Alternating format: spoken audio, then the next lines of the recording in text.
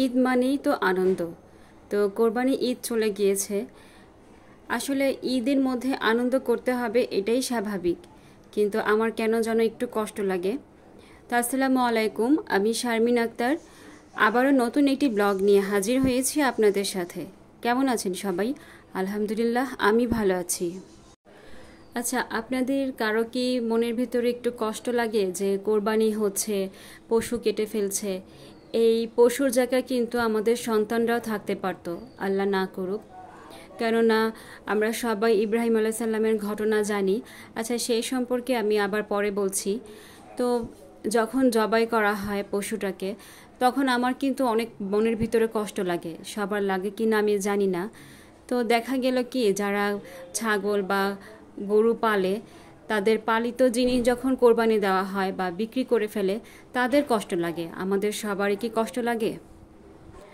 কুরবানি অর্থ হচ্ছে ত্যাগ বা তিতিক্ষা।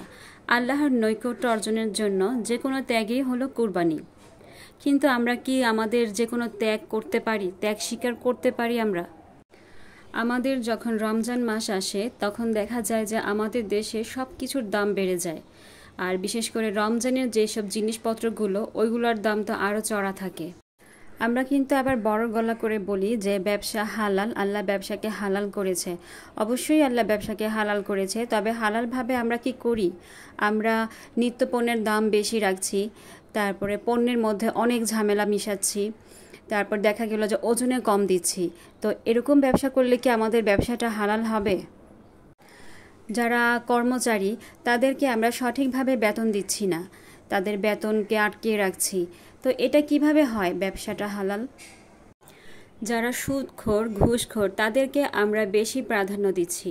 দেখা গেল যে একজন সুদখোর যদি মসজিদে যাচ্ছে, অবশ্যই সে অনেক ভালো গেট আপ নিয়ে যাচ্ছে, ভালো পাঞ্জাবি পরে যাচ্ছে, আতর মাখিয়ে যাচ্ছে, তার গায়ে থেকে এত সুন্দর ঘ্রাণ বেরোচ্ছে। তো সে যখন মসজিদের ইমামকে টাকা দিচ্ছে যে আমাকে আমার ফ্যামিলির জন্য বা আমার পিতামাতার জন্য দোয়া করে দেন, তখন দেখা গেল যে মসজিদের ইমাম এমন ঘটাওভাবে দোয়া করছে যে বিশাল বড় মোনাজাত ধরছে যে ওনাকে আরও ধন সম্পদ বাড়ায় দেন, ওনার পিতামাতাকে আরও ভালো রাখেন। তো এই দেখা গেল যারা ঘুষখোর, সুদখোর, তাদেরকেই আমরা বেশি প্রাধান্য দিচ্ছি, তাদেরকে বেশি সম্মান দিচ্ছি। তেলের মাথায় আমরা তেল দিচ্ছি বেশি। ইব্রাহিম আলাইহিস সালাম আর বিবি হাজেরার ঘরে তো পুত্র সন্তান হয় প্রায় অনেক বছর পর। ইব্রাহিম আলাইহিস সালাম যখন প্রায় বৃদ্ধ হয়ে গিয়েছে, তখন ইসমাইল আলাইহিস সালাম জন্মগ্রহণ করেন। তো যখন ইসমাইল আলাইহিস সালাম জন্মগ্রহণ করেন, তখন ইব্রাহিম আলাইহিস সালাম খুব খুশি হয়েছিল। তো তখন ফেরেশতারা বলেছিল যে হে আল্লাহ, আপনার ইব্রাহিম তার পুত্রকে পেয়ে আপনাকে ভুলে গিয়েছে।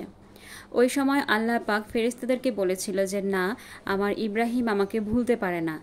তো ফেরেশতাদের সাথে আল্লাহ একটা চ্যালেঞ্জ করছে আর কি, এরকম একটা ঘটনা যে দেখা যাক ইব্রাহিম আলাইহিস সালামকে আমাকে ভুলে গিয়েছে কিনা। তো ইব্রাহিম আলাইহিস সালামকে পরীক্ষা করার জন্যই বলেছিল যে স্বপ্নে দেখিয়েছিল যে তোমার সন্তান সহ বিবি হাজেরাকে মরুভূমিতে রেখে আসতে। তো বিবি হাজেরাকে যখন ইব্রাহিম আলাইহিস সালাম বলেছিল যে আমরা মরুভূমিতে যাব, তো বিবি হাজেরা দ্বিতীয়বার কোনো প্রশ্ন জিজ্ঞেস করেনি, সোজা ওনার সাথে চলে গিয়েছে। শুধুমাত্র একদিন নাকি 3 দিনের, আমার ঠিক মনে নেই, খাবার নিয়ে গিয়েছে, পানি আর কিছু খেজুর, এগুলো নিয়ে গিয়েছিল। তো যখন ইব্রাহিম আলাইহিস সালাম বিবি হাজেরাকে ওইখানে থেকে রেখে চলে আসতেছিল একা, তখন শুধু বিবি হাজেরা জিজ্ঞেস করেছিল, আপনি যে আমাকে এখানে রেখে যাচ্ছেন, এটা কার হুকুমে রেখে যাচ্ছেন? তো ইব্রাহিম আলাইহিস সালাম বিবি হাজেরার সামনে কথা বলতে পারছিল না, উনি শুধু হাত দিয়ে উপরে দেখিয়ে দিয়েছিল আকাশের দিকে, আর ইশারা দিয়ে দেখিয়ে দিয়েছিল।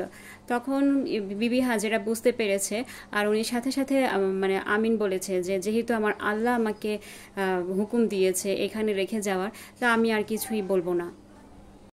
তো ওইখানে বিবি হাজেরাকে একা একা অনেক সংগ্রাম করতে হয়েছে, অনেক কষ্ট করতে হয়েছে। তারপরে যে জমজম কুয়ার পানি কিভাবে আসলো, ওইখানে কিভাবে মরুভূমিতে কিভাবে খেজুর গাছ হয়েছে, সবই আমরা জানি, বা না জানলে আপনারা হাদিস পড়ে নিতে পারবেন। তো দেখা গেল কি যে এত বছর পর যখন আল্লাহর হুকুমে আবার ইব্রাহিম আলাইসাল্লাম ইসমাইল আলাইসাল্লামকে দেখতে আসে, তখন ইসমাইল আলাইসাল্লামের বয়স 6 থেকে 7 বছর। তো এত বছর পর দুই বাবা ছেলের মধ্যে দেখা হওয়ার পরে এত খুশি হয়েছে ইব্রাহিম আলাইসাল্লাম, ওনার চোখ দিয়ে অঝরে পানি পড়ছিল আর বারবার ছেলেকে মানে চুমু দিচ্ছিল। তখন আবারও ফেরেশতারা বলছিল যে হে আল্লাহ, দেখেন আপনার মানে নবী তার ছেলে ইসমাইলকে পেয়ে আপনাকে ভুলে গিয়েছে। তো আল্লাহ বলছে না, আমার ইব্রাহিম আমাকে ভুলে নাই। তা আবারও সেই পরীক্ষার মধ্যে পড়তে হয়েছে। আবারও মানে আল্লাহ ইব্রাহিম আলাইসাল্লামকে স্বপ্নে দেখিয়েছে যে তোমার নিজের যে মানে প্রিয় বস্তু সেটা তোমাকে কোরবানি দিতে হবে। তো প্রিয় বস্তু বলতে উনি সমস্ত উট কোরবানি দিয়ে ফেলেছিল, তারপরেও ওনাকে বারবার স্বপ্ন দেখানো হচ্ছিল। তো উনি অনেক চিন্তিত হয়ে গিয়েছিল। এরপর উনি হয়তো বা বুঝতে পেরেছে যে আমার প্রিয় বস্তু সবচাইতে হচ্ছে আমার ছেলে। তো ওনার ছেলেকে যেদিন ঈদের দিন, এখন আমরা যা ঈদের দিন মনে করি, তো ওই দিন বিবি হাজারাকে বলছিল যে তুমি ওকে সুন্দর করে সাজায় দাও, আমি মানে বাদশার কাছে নিয়ে যাব। আসলে ওই সময় কিন্তু উনি ইব্রাহিম আলাইসাল্লামই বাদশা ছিল।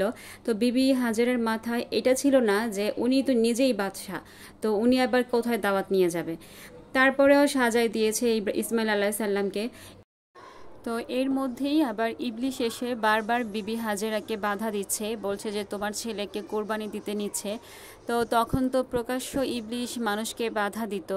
তো বিবি হাজেরা বলছে যে দূর হ ইবলিশ। আবার ইসমাইল আলাইসাল্লামের কাছে গিয়েছে, বলছে যে তোমাকে জানো কোথায় নিচ্ছে, তোমাকে কোরবানি দিতে নিচ্ছে। তখন ইসমাইল আলাইসাল্লাম বলছে যে আলহামদুলিল্লাহ, আমার মতো সৌভাগ্যবান আর কে হতে পারে যে একজন মা জানতেছে তার ছেলেকে কুরবানি দিতে নিচ্ছে, যে যাকে কুরবানি দেওয়া হবে সেও জানতেছে যে তাকে কুরবানি দেওয়া হবে।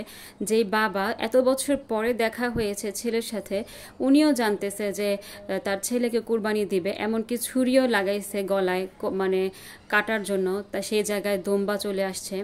তো আমরা কি পারবো? এটা কখনো সম্ভব আমাদের পক্ষে যে আমার ছেলেকে যদি কেউ বলে যে আল্লাহর সন্তুষ্টির জন্য বা এই কাজটা করলে তোমার ছেলের ভালো হবে, তুমি তোমার ছেলেকে কোরবানি দাও বা আল্লাহর রাস্তায় দাও, আমরা কি কখনো পারবো এটা? আমার তো মনে হয় না কখনোই পারবো। আমাদের ঈমান তো এতটা মজবুত না। আমরা কিভাবে নিজেকে কুরবানি দিতে পারলাম বলেন? আমরা একজনের নামে আরেকজনের কাছে গীবত গাই। এখন পর্যন্ত আমাদের এটা শেষ হয় না গীবত গাওয়া। আমাদের যা প্রয়োজন নাই তাও আমরা আঁকড়ে ধরার চেষ্টা করি, লোভ করি, অন্যের নামে মিথ্যা অপবাদ দিচ্ছি। সে যদি ওইটা নাও করে তাও আমরা মানে বানায় টানায় বলছি যে না উনি এটা করেছে। মিথ্যা অপবাদ আমরা দিতেই থাকি, অন্যের দোষ ধরছি। আমরা পশুর উপরের চামড়া ভেদ করে মাংস কেটে নিচ্ছি ঠিকই, কিন্তু নিজের ভেতরে যে পশুত্বটা আছে সেটা কি বের করতে পারছি? কুরবানি দেওয়ার মাধ্যমে পশুর রক্তটা যেমন বের হয়, ঠিক তেমনি নিজের মন থেকে হিংসা অহংকার বের করে আল্লাহর সন্তুষ্টির আশায় আমাদেরকে কোরবানি দিতে হবে। আমাদের আগে নিজের নফসকে কোরবানি দিতে হবে, তাহলেই আমাদের কোরবানি কবুল হবে। তো এই পর্যন্ত যারা আমার ভিডিও দেখছেন, ভিডিওটি ভালো লাগলে একটি লাইক দিয়ে দিবেন এবং চ্যানেলটি সাবস্ক্রাইব করে আমার পাশে থাকবেন। আল্লাহ হাফেজ, আসসালামু আলাইকুম।